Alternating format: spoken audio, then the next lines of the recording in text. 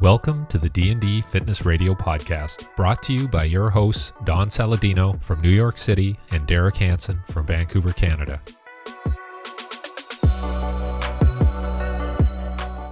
In episode 57, we speak with pro golfer Len Mattiace. And Len plays a little bit of golf. Len was on the PGA Tour. I mean, basically, he's been on most of his adult life, correct? Right. About 15 years. 15 Wow. years. Played like 450 tour events. 450 Wow. tour events. Made three cuts. I made 3 cuts. No, you didn't.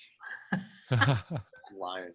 You probably know. You played 450 events. How many cuts did you make? I made about 210. That's pretty good. Wow. We keep track. I mean, that's like a stat because that has everything to do with it helps with your retirement. When you make a cut, it helps you. It pads up your retirement stuff. That's interesting. Yeah. So Len won 2 tour events. 2 tour events. Got it. I know where you won at. You won not the John Deere. You won. Which ones did you win? It's right on the tip West Coast. I won one on the West Coast. Yeah, but you won one that what's his name said that he wanted to win. Yeah. It's on the tip of my tongue. I'm drawing a blank. You want me to tell you? Yeah. The LA Open at Riviera. That was it. The Riv. It's a cool Riviera. place. A lot of Hollywood. And so Len also years ago, so he won twice on tour, played in 450 events, made 210 cuts, but several years ago probably about a decade ago, you had a pretty bad skiing accident, right? You're right, skiing fall. So I think this is an interesting story because fitness really became kind of your go-to later in life. It really kind of salvaged a lot of it. It was of your career, and I'd like you to just kind of dive into your history a little bit. Like, how did golf start for you? Like, did it always come easy? Was it something? So if you don't mind just taking the ball right now and running with it, I think people. Yeah, sure. I grew up in a golf family. So when I was about 9, 10, my dad was a big golfer. I had 2 brothers that play golf. Grew up on Long Island and Jericho. So I just kind of was brought along, and I liked it early on. So it was easy for me. I really liked it. I liked golf and baseball when I was younger. And when I got to about 13, I knew that golf was going to be the one thing I wanted to do because it was high passion for me. It was easy. I liked it. I just loved it. So I just got better and better at it. So when I was 16, 17, I was the number 1 ranked junior in the country. So from age 14 to 17, I just steadily progressed better and better and better. Number 1 ranked junior. And then, so I had my pick of where I wanted to go to college, played college golf at Wake Forest University. And they were the top 5 teams in the country every year. So it was a high level, very competitive. We were on the highest stages in college golf. And I was an All-American there. We won a national championship. So about 10th grade, I knew that I wanted to eventually turn pro. And kind of at that time, when I was in 10th grade, the media was nothing like it is now. So, you wanted to give it a shot. You didn't know, and I think not knowing much was probably better than what everything is out there today. I mean, when you're 10th, 11th, 12th grade, so much comes at you on all the media coming at you in every which way. It might be false stuff in your brain, oh, this is easy, I can do it, or oh my God, it's too hard. But anyway, there wasn't that much stuff that you could look forward to. It was just something that you watched on TV on the weekend, and that's what I kind of wanted to do. So I had a very simple idea of just wanted to keep playing golf and see what happens. So when I turned pro right after college, my second year of being a pro, I was able to qualify for PGA Tour and played about 13 full seasons out there. Well, backing up for 1 second, I mean, you skipped the Walker Cup because you did make the Walker Cup team. Yeah. The Walker Cup is a top 10 all-star team of amateurs from the United States that play against the top 10 Great Britain and Ireland. So I had such a solid freshman year of college and sophomore year of college, of not only college events, but national amateur golf tournaments, that I was ranked in the top 10 nationally ranked amateurs. And therefore that put me on that team in 1987. So at that time, anybody that ever was picked to the Walker Cup team, they got an automatic special invite to the Masters the next year. So when we played that in May, which by the way, we really kicked their ass, Great Britain and Ireland, which was fun. We had all the United States, like clothing, golf bags, shoes. I mean, we played for our country and we were a really great team. So we killed them. We killed them like roughly 18 points to 7 points. It was over after the first day. So that was great. So then the next April we played, everybody who stayed amateur played at the Masters. And that was an incredible experience at the age of 19. You played at Augusta at 19 years old. Who did you play against? Can you remember who you played against at the Walker Cup? Because most definitely they probably end up turning pro, right? Right. Well, on our team, the king amateur golfer at that point was Jay Siegel. He was he was called Mr. Amateur. So he eventually turned pro for the Champions Tour, but he stayed amateur. He had an insurance business and he won everything. But on our team was Billy Andrade, Billy Mayfair. Those are the only two guys other than me that made it onto the PGA Tour. We had some mid-amateur guys that were staying amateur their whole life. They weren't ever going to turn pro. And then we had a few other guys that turned pro, but they never made it through. So, but we had a great team. I mean, we were all playing well going into that week, and we just absolutely crushed them at Sunningdale, which was an amazing place just outside of London. So it was a great experience. And then from that week, when we went there, we killed them. The whole team went to the British Amateur in Scotland. So we traveled by train. We went up there and we played Prestwick, which was one of the most famous courses in the world. Yeah, I heard of it. And I got all the way to the semifinals. I was the lead American, and then I lost 5 extra holes against Colin Montgomery.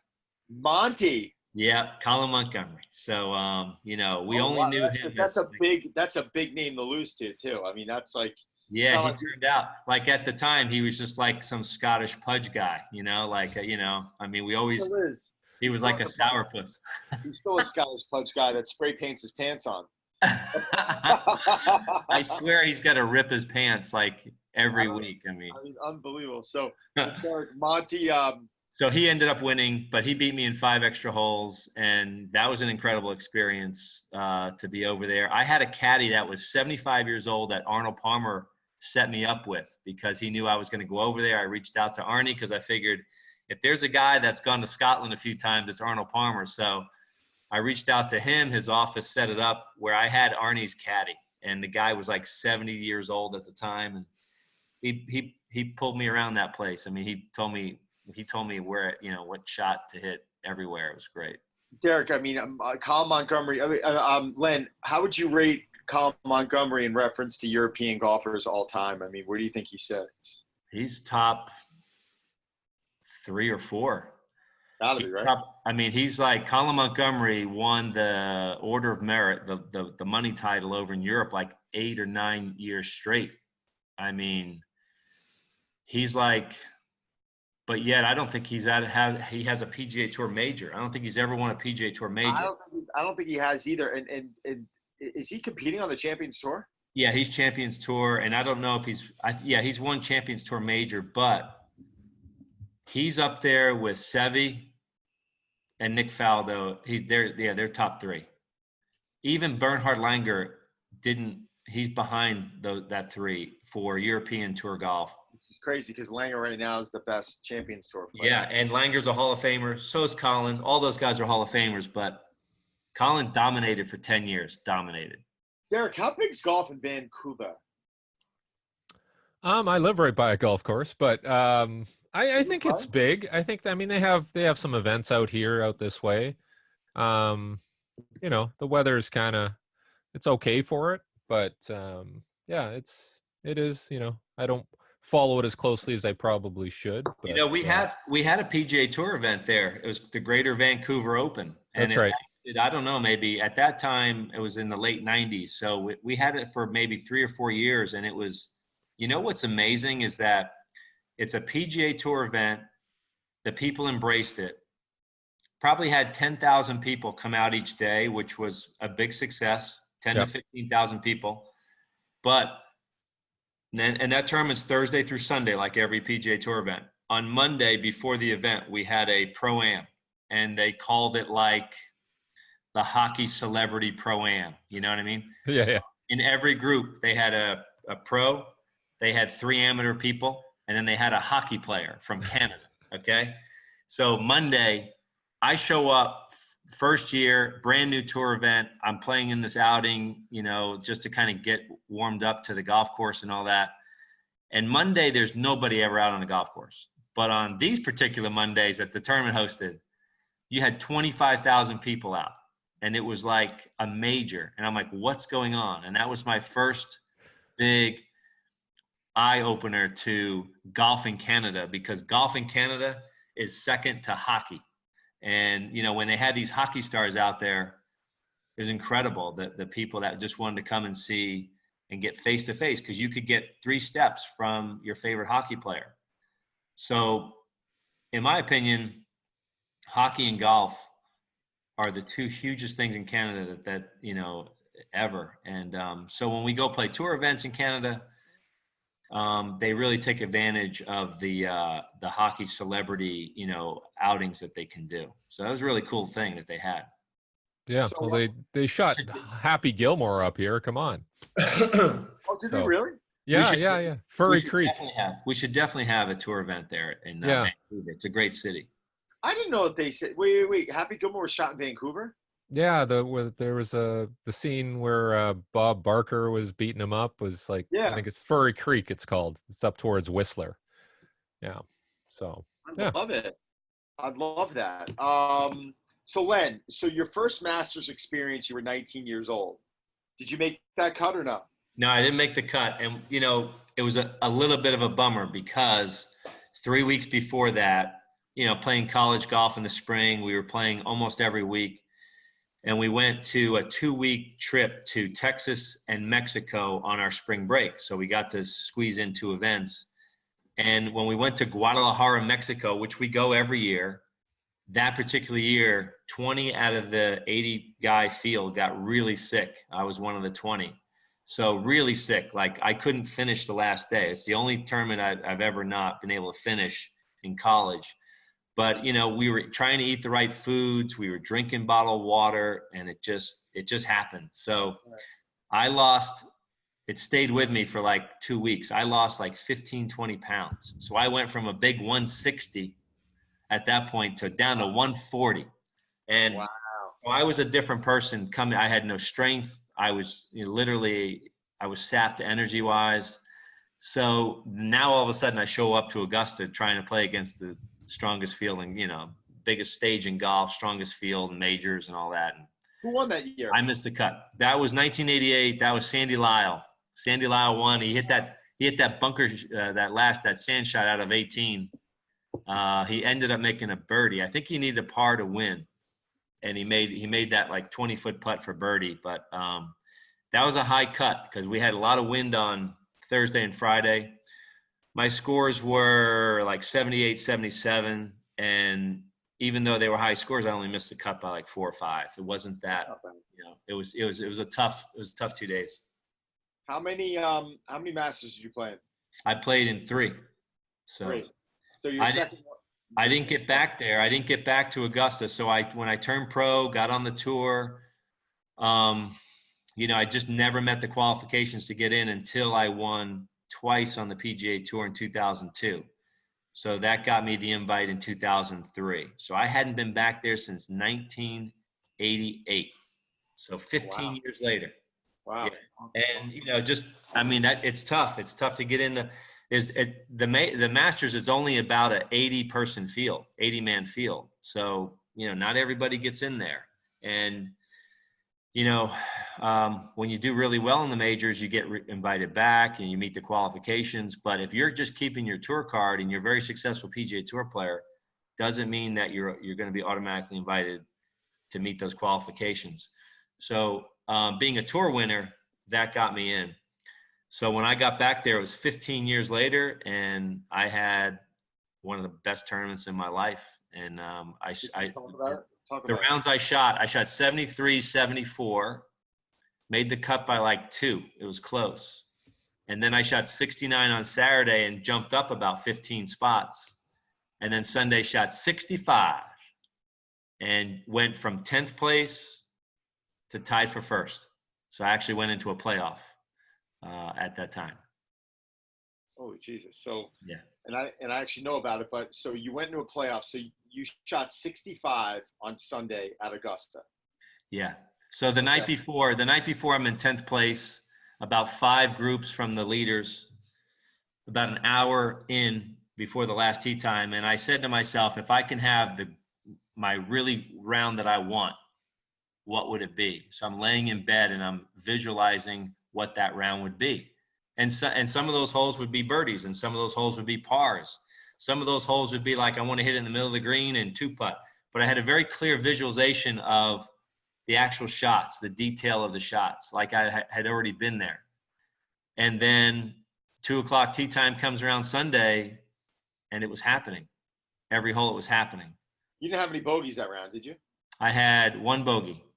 Wow. 1 bogey. Which hole? So I had 6 birdies and an eagle and 1 bogey. So it was the round that you dream about, literally. And it was happened to be Sunday. And then you go into a playoff. Yeah, I went into a playoff. So Mike Weir, he parred the last 3 to kind of hang in there to tie for the lead. So we went into a playoff. And then at that, the playoff system changes at Augusta every so often. They feel like they need to change it up or whatever. But at that time, it was just hole by hole playoff starting on 10. Right. So we went to 10.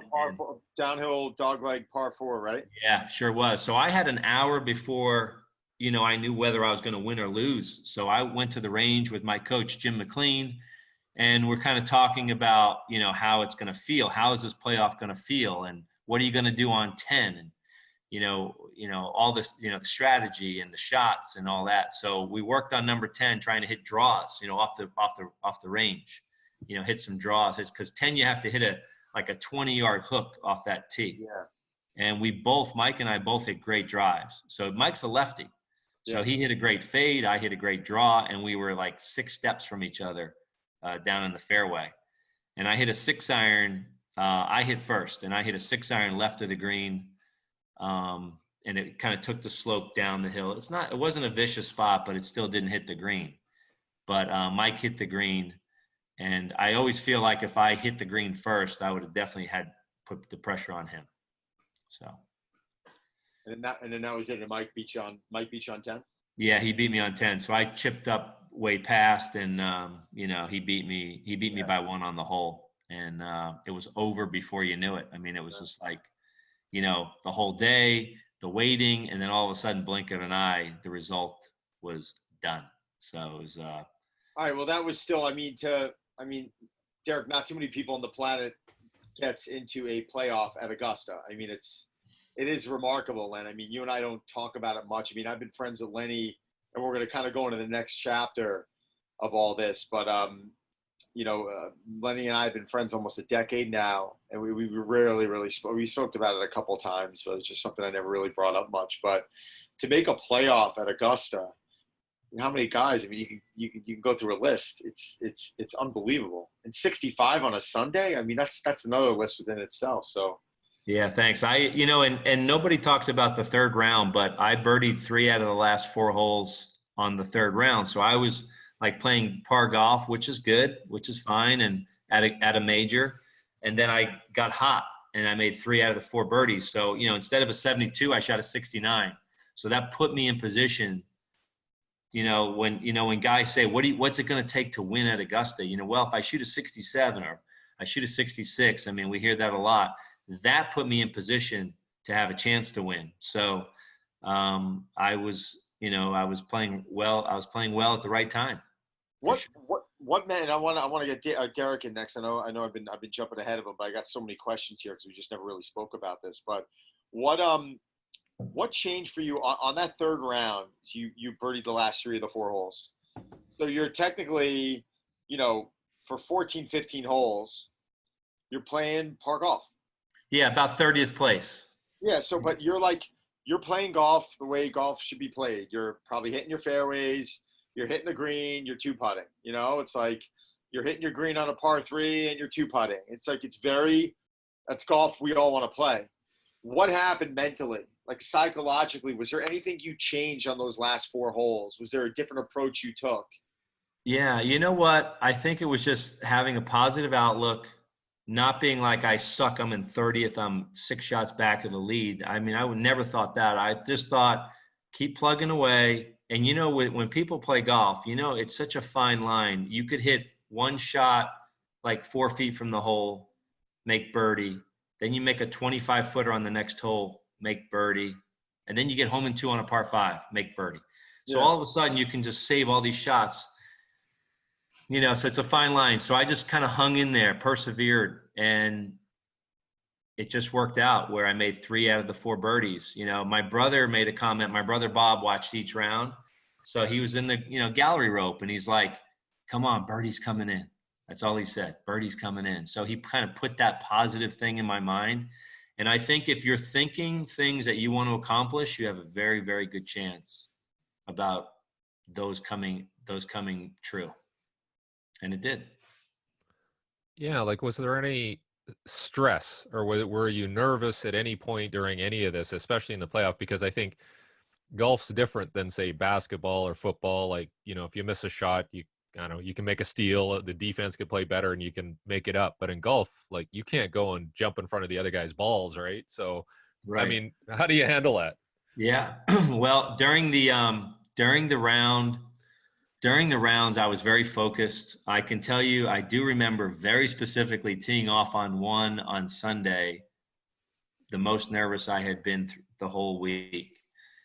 So I think just because of I'd not been in that position, and, 2:00 tee time is a lot different than 7:30 tee time because, you just have all that waiting time, all that thinking time. What do you do? Do you go work out? Do you go for a run? Do you hang out? Do you take a nap? I mean, all these things kind of come into your head, and then all the what ifs and what you want and all that stuff. So that first tee was, and then, you go in the locker room and there's only like 6 guys around because, like at 12 o'clock, 1 o'clock, there's only 6 guys hanging around because they're about to tee off, and it's not the normal deal, and the gravity of the thing. So so once I hit that first tee shot and I hit it down the fairway, that was the most nervous. And then I just got in a zone. Got in a zone. I would say the playoff, if I could hit that second shot again, I was probably a little tentative on the second shot where I had no reason to be. Did you have a downhill lie? Because I'm trying to think about where you landed. You probably had a downhill lie. I did. I had a downhill, slightly hook lie, but more downhill than not. And, you got to go after it. You got to go chase it. And it was just, we're talking like a 2-degree closed face or something that, made the ball go left. It's very, very precise thing. But yeah, I wish I could have had that shot over to be more aggressive, to more let go, but, we're talking missing the green by about 6 steps. It wasn't that off. It wasn't. And that's a tough shot. I don't know if anyone's not downhill. A downhill lie on that. I mean, can anyone hit it long enough to where they're in a flat spot? Not really. No, You're going to have a downhill lie, whether it's a 4-iron or an 8-iron or even a wedge. You're going to have a downhill lie. Yeah. It's a huge ski slope down that hill. It's amazing. It really is. Derek, it's wild. Top to bottom. Yeah, it's wild. Yeah. It's wild. So listen. So your career after that, it still went. You were still on track, right? I mean, you were still playing, but then you had an injury. Right. So the end of that year, that was in April. So the end of that year, I just had a freak skiing fall. I went out for 2 days with some friends to do like a day and a half of skiing. And, somebody in front of me fell and I didn't want to run them over. So I just moved to the side and, injured my ACL on my left knee. And I tore it. So basically career ending the way it happened, just because, I never came back to the full potential of what, what I was doing. At that time, I was ranked like 40th in the world ranking, and it pretty much took me off the map. Right. But you also had to take some time off, right? I mean, how much time off did you have from that? From that? Well, I mean, I came back too early. I mean, literally, I came back. I mean, usually with an ACL, you're out for 6 to 8 months if you're doing a sport, give or take. I was competing 3 months later. Wow. I made a cut at the Players Championship mid-March from a double tear ACL first week of December. So January, February, March, 3 months later, I was making a cut at the Players Championship. So, but I could barely walk. Like, I didn't have pain. I was about 80%, but I didn't want to miss the Players Championship. What year was that? That was 2004. So, but I wasn't, like, my quads were not strong. I didn't have the balance. My swing was a little shaky. Then I kept playing. I'm like, oh shit, I finished 35th at the Players Championship. I'm back. But week after week after week, I didn't have the proper rehab to where I kept playing, and then my swing got worse and worse. So, that was not the best move for me. I should have taken time off. But I was so involved and so engaged that I didn't want to take time off. What did they have you do from a rehab standpoint? Well, I had the best. I mean, I had the best rehab. I mean, I was trying to strengthen the quads. I was doing core stuff. I had the fitness guys on the PGA Tour looking after me. I had the guy who did my surgery, Dr. Stedman, probably the most famous ACL guy in the world. He was out in Vail. He had a rehab program for me, and I followed it. I followed, everything. I was doing 8 hours a day of rehab in January, February, March. 8 hours. That was like my job. So they gave me a whole thing to do, and I did it, talking ice coolers on my knees, legs for recovery, like 4 different times a day. I had people come into my house to do the rehab, to do the stretching twice a day.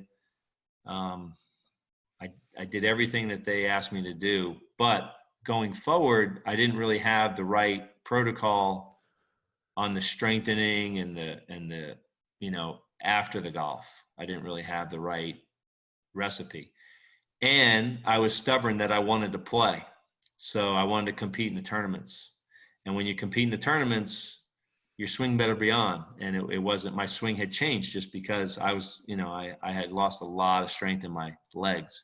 When you lose that quad strength and glute strength, oh yeah, you're a different player. No, I mean, people think from a strength standpoint that you're going to lose distance. You're just going to lose timing also. I mean, right? I mean, you're so used to your life standing on a stable base and rotating a specific way. And golf is all about like position and timing, right? I mean, it really is in a nutshell. Yeah. Once you develop a weak link very quickly, which is what happens when you get injured in that sport, like it literally throws everything off. I mean, yeah. And my backswing went a certain way. And, like if my club was pointing like that at the backswing, now it was pointing like that. So then the downswing is just totally different. And I was hitting shots like when I was playing in April and May and June trying to compete, I was hitting shots outside the gallery ropes, so it was like lefts and rights and all that. And, you're not going to shoot under par doing that. So, it just kind of fell off that way, and not from the hard work, just from probably not the right way to go about it. Yeah, misfortune step. But then, Derek, we got hooked up what year? We got hooked up 7 years ago. So I'd say probably, close to 2011. Right, I remember that phone call too. I remember that you were fully clear to do everything, and it wasn't any rocket science. It was just good programming and, just making sure that we were giving you just the right amount of stress and strain. But you really feel, I mean, it really seems like for someone, you weren't before that, were you a big fitness guy? I was a little bit. I was when I first got on tour, like 97, 98, 99. I had a guy by the name of Bill Ferran look after me, and Bill was the head strength and conditioning coach for the Miami Heat. So my golf coach, Jim McLean, set me up with Bill, and he put me on a program that was pretty consistent. So I wasn't doing heavy stuff, but I was involved and engaged. So that was good. I was strength-wise always like around 70th to 90th ranking in driving distance on tour. So I wasn't a bomber, but I wasn't the shortest. And so I did a little bit. But when I saw you, Don, like my fitness had kind of gotten worse just from body wear and tear. So when I saw you before that, I was being taken out by a lower bad back 3 times a year, where it might go out for a week, it might go out for 2 weeks, 4 days, and who knows when it would go out. It would go out during a tournament, it would go out in a practice round. So you can't afford that. I mean, you can't afford being in 25th place in a tournament and all of a sudden your back goes out. And there goes the week. So that was one of the big reasons why I got hooked up with you by Michael Hunt. And it's been golden since. My back has been gold. Yeah. It's been a good run. You've put me on a great path. Thank you. And we got to get you with Derek a little bit. Derek can show you some stuff. Derek. But I've always heard that PGA golfers have the highest incidence of injury of any pro sport. And would those be primarily back related guys? I know there's so many swings taking place at high velocity, but is that the biggest thing you guys see? Yeah, I would say back, hip, elbow, and neck. I mean, those kind of jump out as what you hear everybody. A lot of people get hip replacements and stuff like that, but neck as well. I'd say back the most common. Derek, it's funny too. It's we always talk about, training is a stress, right? I mean, you hear that line going around a lot more, and sports is stress also, right? Running's a stress. But what I'm trying to say is this: even if you train a golfer to have proper mechanics, you're still swinging to one side of the body, tens of thousands of times. And there's things and there's shots you're hitting that just aren't. Listen, they pay a toll on the body. You're hitting a ball out of the rough, or you catch something a little bit fat out of nowhere. You just aggravated your elbow. Now you got to play like Len another 7 straight months. That elbow is not calming down. You can't take time off. Then suddenly something becomes chronic. But with running, with sprinting, I mean, what are you seeing in that from an injury standpoint? Are you seeing, if someone's running mechanics are good, is it very common for them to have back pain, knee pain? What are you seeing? Yeah, I just looked at a study. I think it was on soccer players, but they basically said when somebody has poor mechanics in running, so they have an anterior pelvic tilt and they tend to push out the back more, it's going to result in more soft tissue injuries, whether it's hamstring or quad. So I think it's the same thing. If your mechanics are out, you're going to be more susceptible. And then once that pattern is set, once you've had a previous injury, it kind of sets you up for poor mechanics moving on. Right. And it was interesting. There's a local golf pro and group where we actually had kids doing sprinting as part of their training. And he had really good results because I guess a lot of the golfers he was getting, it's early specialization. That's the only thing they did. They couldn't catch a ball. They couldn't put one foot in front of the other. They could still hit the ball well. And I'm wondering, Len, you were talking about you were doing baseball when you were younger. How long did you do other sports before you purely specialized? Yeah, I pretty much decided 7th grade to focus all my time on golf. So, when I was about 6, 7 years old, I was doing baseball mostly. Then I got into golf. And then at 13 was probably my last year I did both. So, you could say I was specialized from 14 on. I mean, it was golf the whole way. And it's definitely one-sided. That's one of the things Don showed me is that, to train both sides of the body, to get a lot of throwing in, to get a lot of carries in, jumping in, to almost do what kids normally do on a playground. And that's been really great for me. Derek, how simple is sprinting for athletes when it comes down to we always talk about sports specific training and sports specific. I can never say it. Sports specificity, blah. But Mike Boyle's talking about how it's nonsense, but sprinting's specific to every sport, isn't it? I mean, isn't that simple that at the very least an athlete should just learn to be fast and sprint if all else failed? Yeah, it's different. Like golf is acyclical, right? Whereas sprinting is cyclical. So it works differently in terms of how your brain functions. So I would say golf probably has a higher cognitive component where you're always trying to teach somebody who sprints not to think about it as much. Right. But I still think if you're a good athlete, you're going to be able to do all these things really well.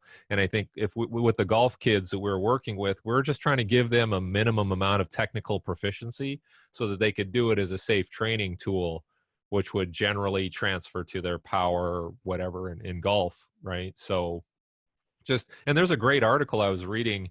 This guy was studying like brain waves, and he said if you do something fast, then it forces your brain to think faster, especially the lower part of your brain that handles motion and speed also handles spatial awareness. So if you could just move faster, now you're able to see things faster. So I think, there's a connection, there's a transfer.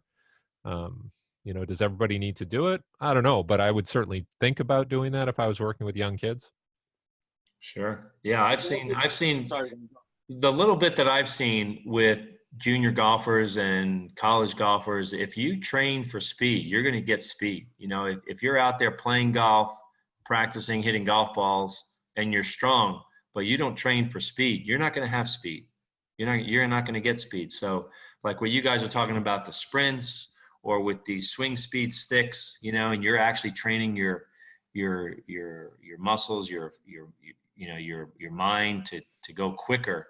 You're going to go quicker, and then speed results in distance.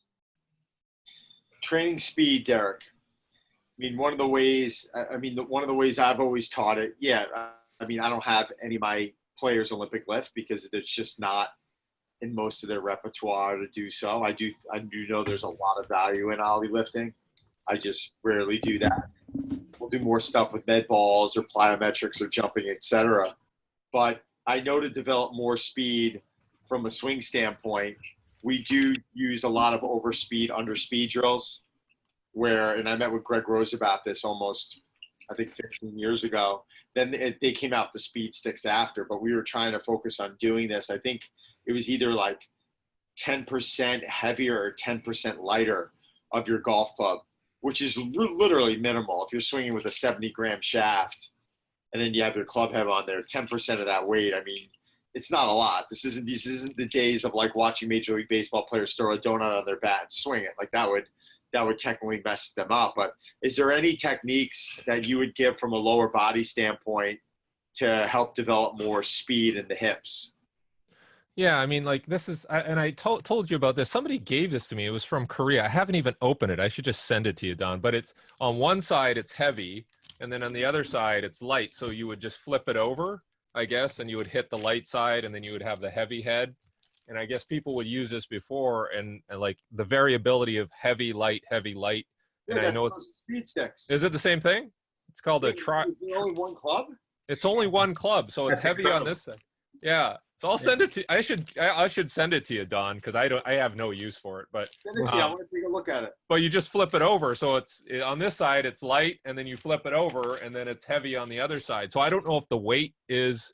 I don't good, get but that though, because it's just where the weight's distributed differently. Yeah, so it's heavier on this side, right? And this side there's no, it basically feels like no weight. So I guess you just flip it around, and so anyways, this will be yours soon. So that's that's kind of what you're describing about the kind of like the 10% heavier and the 10% lighter. Yeah. All in one. Yeah. So I guess you just throw it. Still holding the weight of the club doesn't change. At the bottom though, it does change. Yeah, this is like if I hold it like that, it's really heavy on this end, right? So but it's very light on this end. So I'll get you guys to evaluate it. I don't know.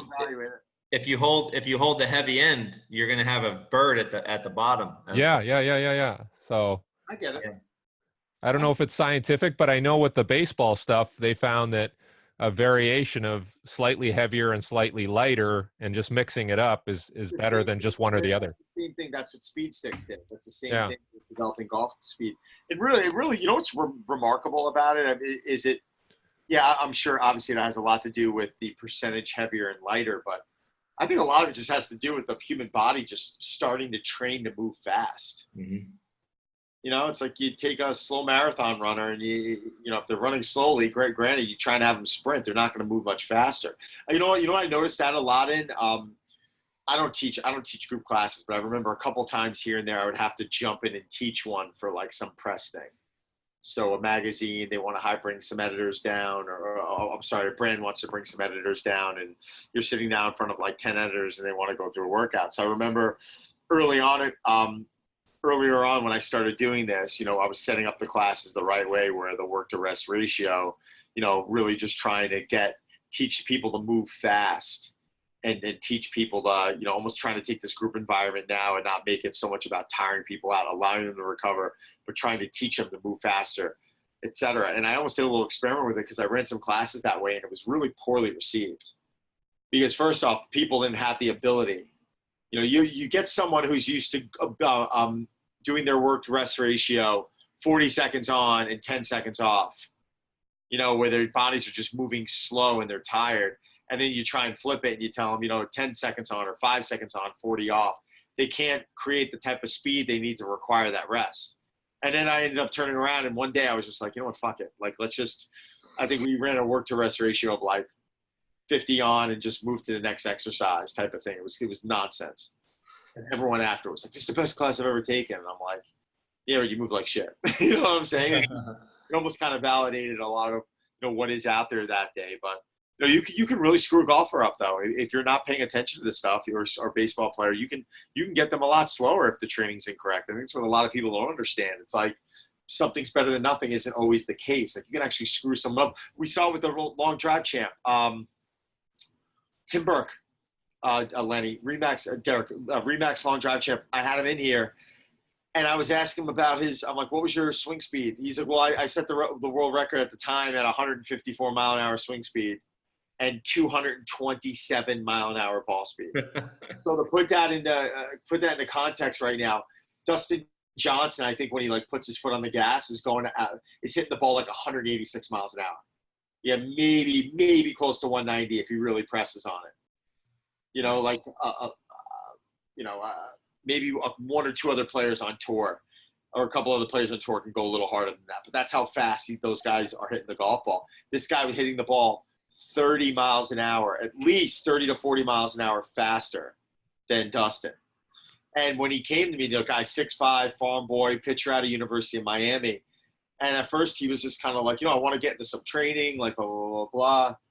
And I remember talking to Charlie Weingroff about it, and we were actually a little nervous because we didn't know how his body was going to respond to training. Because he was used to moving so fast. Like, just because you throw that training element in doesn't necessarily mean he's going to hit the ball further or move faster. Not always, Derek. Can you add to that? Yeah, like I have this great video I show. It shows like this skinny guy who's like runs and sprints, and then he goes against a huge bodybuilder, and they race, and then the bodybuilder basically he blows up, like he bilateral hamstring rupture, and there's a coordination piece to all of this, right? So just because you load somebody more doesn't mean it's better. Right. You know, so there's a muscle coordination and firing sequence that has to happen. So, I mean, I would assume it's the same. Like when I get up to try to hit a golf ball, it feels like my body's rebelling against me because I just don't have that pattern. So, you know, maybe you guys could teach me, but it's just not there. I've been feeling that way on sprinting a lot. It takes me time now. In the past, I could just burst and literally not warm up and go into a sprint. I was always like that, even with weight training. I remember there were times it sounds ridiculous, but back when I was 22, 23, we would come into the gym and we just throw 315 on our back and start working our way up. And it was actually the type of training we were doing. We were doing all this nonsense, you know, training like the Bulgarians and never getting under lighter load and just kind of getting right to the weight and hitting it. It was ironic about it was our bodies adapted to it. Yeah. And knock on wood, I never got hurt. And knock on wood, I just would get in the gym and warm up so quickly. And now, like when I go to the track, I've been going to the track on weekends. And the other day I start with some high knees and my hamstrings just feel tight. And then I start with the first few sprints and I can't go fast. Well, that's the question I had for Len is like, as you got older, did you like when I go out and I try and sprint fast, it feels like my body or my brain is trying to say like, hey, don't do this because you're going to hurt yourself. Like it's almost like I'm being inhibited. Do you find the same with your swing, Len, as you got older? Yeah. And I'm training, Don's got me on a 3 or 4 day, depending on what time of year we're doing and stuff. But sometimes 5 a day, or 5 a week. But yeah, I definitely feel better overall fitness, but that age component is still very real. So the recovery takes a little longer, and the warming up is a necessity. That's really the only areas it's affected me on. I mean, I'm 42 now, and I just find that on certain things, I have to just warm up more. But from a strength standpoint, from an aesthetic standpoint, body composition, my body's at a level it's never been at. Yeah. So it's likewise. For me, I'm lifting more weight. I can carry more weight than ever, and I feel stronger than ever. But that warming up is still very real. Now the question is that warming up a physiological warming up, or is it just building confidence in your brain that it's okay to do it? Or is it both? I don't know, both probably. Yeah, I think it's just all pretty much body. Because if I wasn't, it's funny when he says that, because you've always had the confidence. Like I always had the confidence not to warm up, and now suddenly I don't have it. I mean, was that been because of the last year? Because now I'm realizing I'm tight, and when I come out of the gate and I start running, I'm like, whoa, things are tight. It's because I'm not doing it as much as I should be. How much, Derek, in your opinion? How much, I mean, you don't want to lose the one thing I'm thinking about now is I don't want to lose my legs. Len doesn't want to lose his legs. Mm-hmm. And when I say that, I think the ability to go out and to be fast. So what would be your protocol to tell someone, listen, you're not trying to train for the Olympics, but what do you need? Do you need 3 days a week, 10 minutes of working on this stuff? Do you need 10 minutes a day at minimal? Like, what do you need minimal? Yeah, I would say twice a week you go out and you spend 30 minutes on just moving fast. With obviously the adequate warm up that we're talking about. One thing that works for me is just finding a very slight incline and running up that, not steep, but just very slight. Like, I don't know, maybe you could probably do it on the golf course, find a nice grade, because it doesn't allow you to go so fast that you're scaring yourself. Like there's enough resistance there and you don't get to a speed high enough. Like it just feels safer. But when I put track spikes on and I'm on the track, I'm like, oh shit, something bad's going to happen. So I would think it's like a limiter.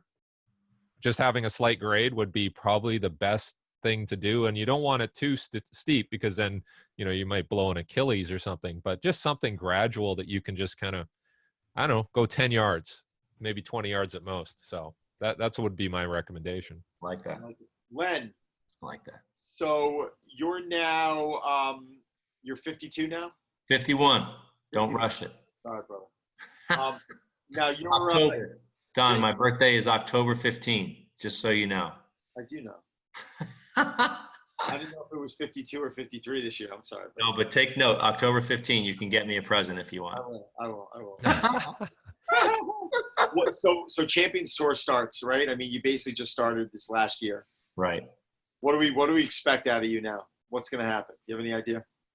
I don't. I have no idea, because I'm not exempt. So I don't get in every tournament, because I've only won 2. I say you only won 2 PGA Tour events. I don't have exempt status. So that means that I get in basically 4 to 8 events, and in a given period. So I have to perform. And if I don't perform, then it stays the same. I play in 3-4 events when everybody else is playing in 15.